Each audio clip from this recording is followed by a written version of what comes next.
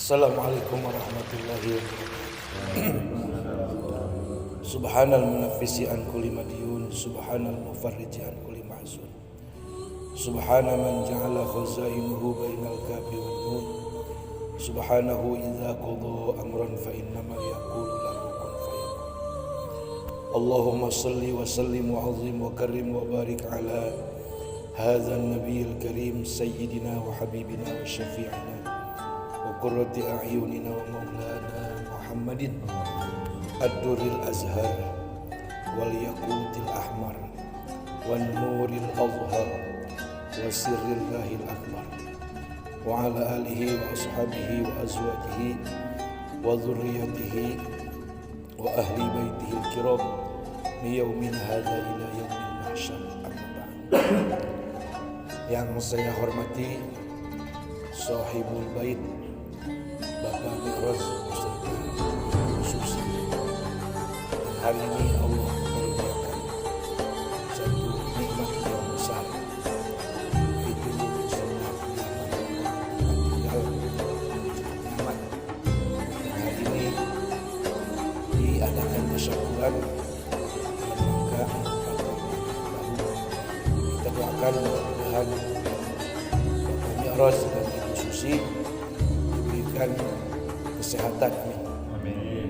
Keselamatan, panjang umur, amin. Serta kenyamanan dan kedamaian, dan senantiasa Allah limpahkan rezeki yang tiada terhingga untuk bekal ibadah dan bisa sedekah. Sekaligus kita doakan atas kehamilan Ibu Susi, yaitu kalau nggak salah kehamilannya 8 bulan ya, dan bulan berikutnya insya Allah akan melahirkan. Mudah-mudahan diberikan sehat walafiat, sehat walafiat emaknya dan juga bayi yang dikandung lahir dalam keadaan sehat, selamat, sempurna, ganteng kayak bapaknya kalau laki-laki, cantik kayak emaknya kalau perempuan. Dan mudah-mudahan senantiasa urusannya semuanya dimudahkan, dilancarkan dan diberkahkan oleh Allah Subhanahu wa taala.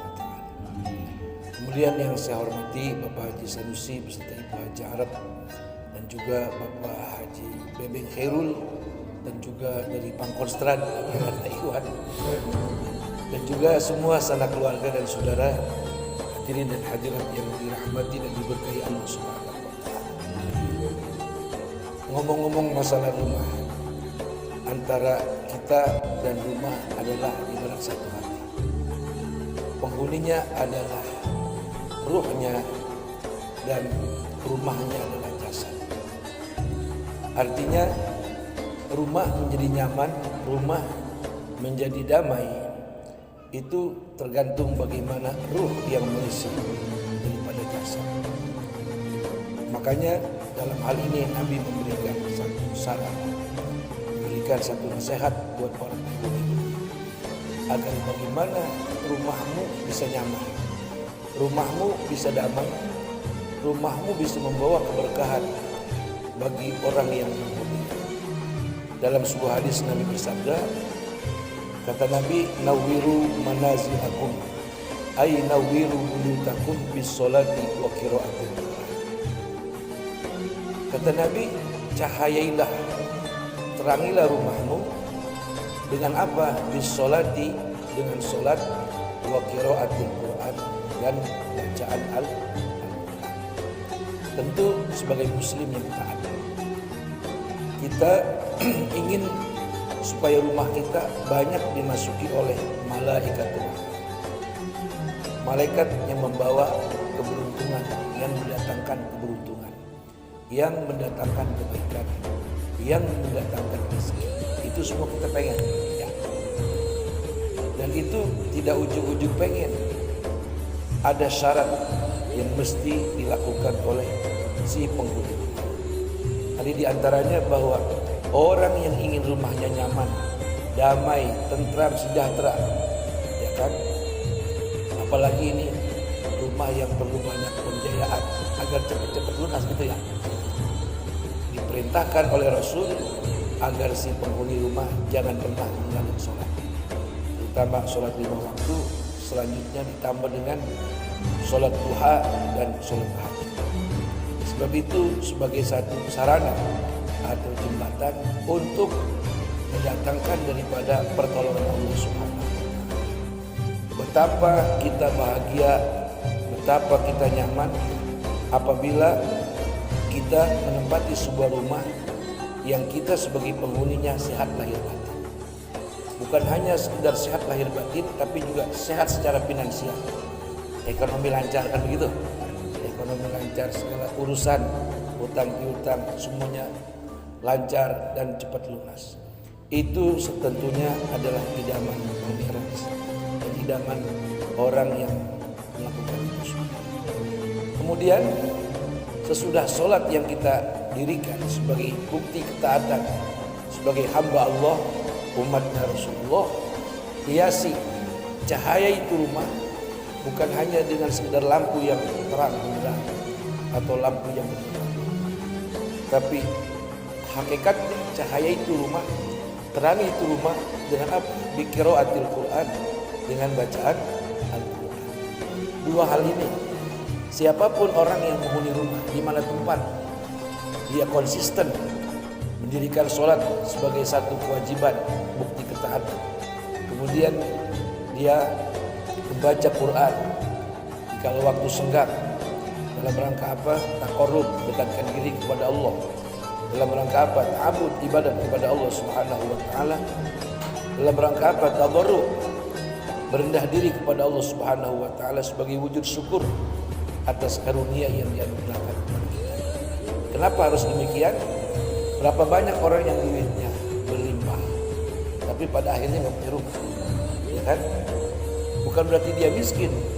Semua segala ketentuan kehidupan yang bahagia ada pada tangan kekuasaan Allah Subhanahu.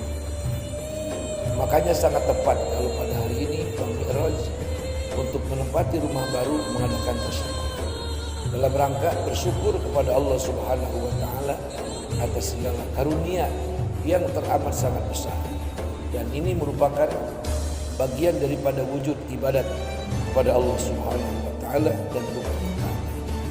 Kemudian dalam firman-Nya Allah mengingatkan kepada kita, wa iz ta'adzana rabbukum la in syakartum la azidannakum wa la in kafartum inna 'adzabi lasyadid.